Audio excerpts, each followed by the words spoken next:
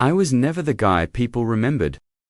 I was the guy who blended into the background, always in the shadows, a face in the crowd. My wife, Julia, often called me boring, and she wasn't wrong. I didn't have a thrilling job, an exciting social life, or a collection of stories that made people sit up and listen. I worked in finance, handling numbers, spreadsheets, and corporate budgets. There was no glory in it, just routine. But routine for some is comforting. For me, it was simply what I had grown used to. And Julia? She used to say she loved that about me, how steady I was, how I'd never cause a scene. I guess that's why when the cracks started showing, I didn't notice them at first. How could I? I had never been the center of attention, even in my own life. We'd been married for 7 years. 7 long, quiet years where I thought things were normal. Sure, there were times when Julia seemed a little distant, but it's easy to ignore that in a marriage. There's work to be done, kids to raise, bills to pay. Life gets in the way. Then one day, I found something that changed everything. It started, innocuously enough. I was looking through the papers on my desk, organizing some tax documents, when I saw a folder I didn't recognize. It was buried under a pile of old receipts and bills.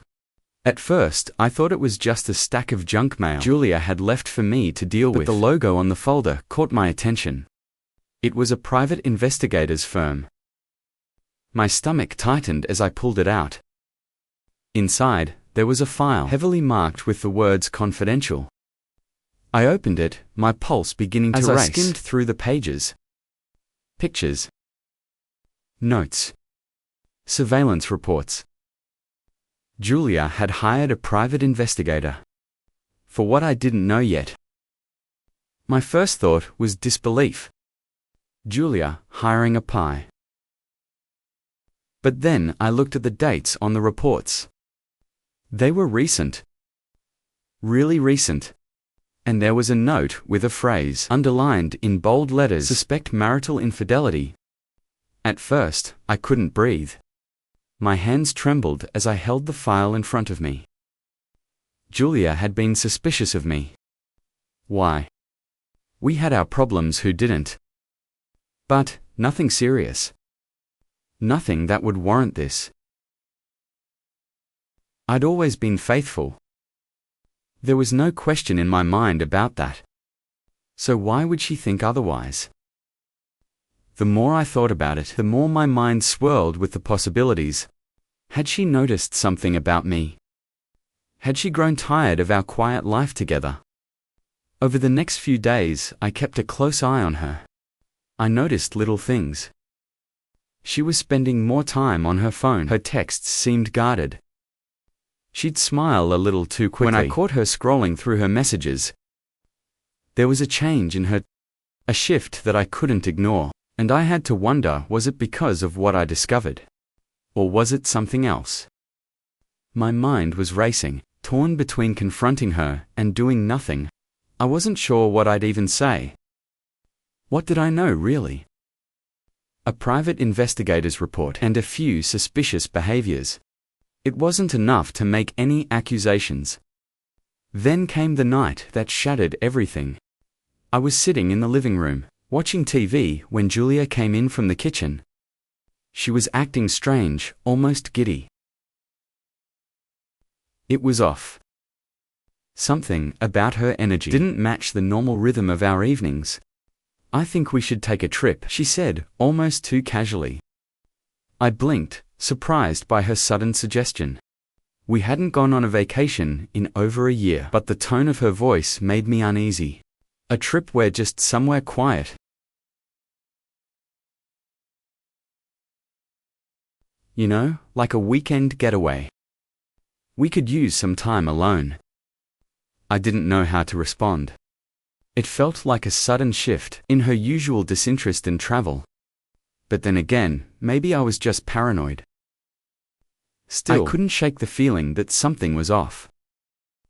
The truth came out when I least expected it.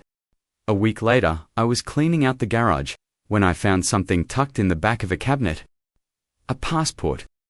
It wasn't mine. It was Julia's, and there stamped on the front was the name of a hotel. I recognized one I'd stayed at years ago when I'd been on a business trip. The same hotel Julia had never been to. I flipped through the pages, my heart hammering, as I discovered multiple entries for flights, some of them international.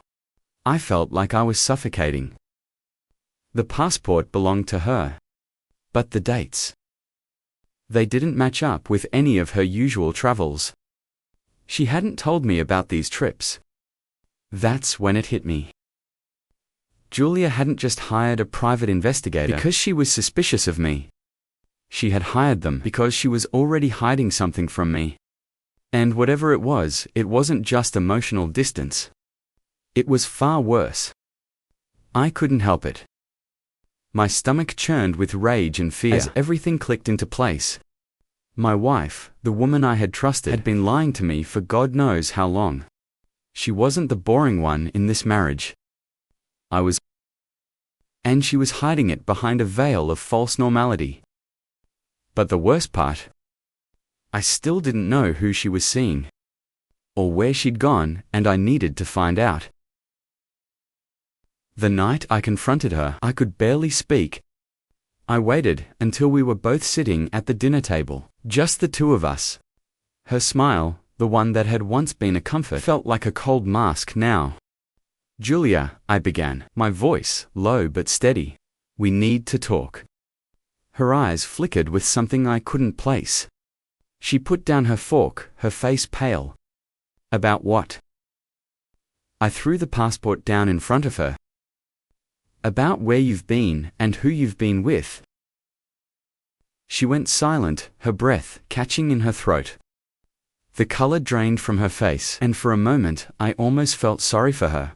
But the rage in my chest drowned out any sympathy. You've been traveling behind my back, haven't you? I spat. You think I'm just some boring husband, don't you? But I see everything. Her eyes widened, her lips trembling. You don't understand. Then explain it to me, I demanded. Who is he? Her silence screamed louder than words. She didn't need to say anything for me to know the truth. She had been having an affair. I didn't want to hurt you, she whispered, her voice breaking. But I couldn't live this way anymore. I needed someone more exciting. I thought you'd never find out. I felt like the floor was pulled out from under me.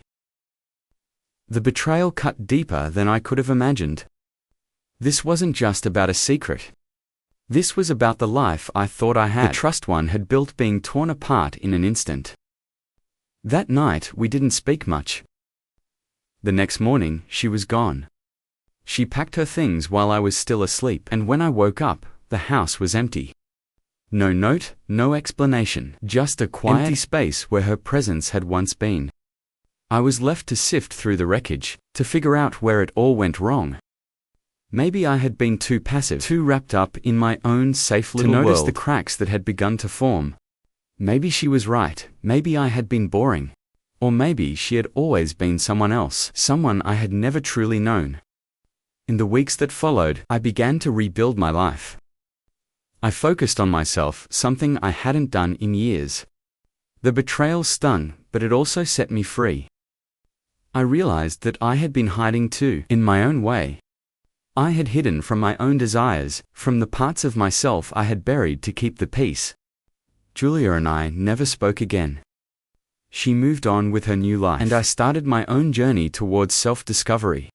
And as painful as it was, I knew one thing for sure. No one is ever truly boring. We just have to be willing to see ourselves as we really are.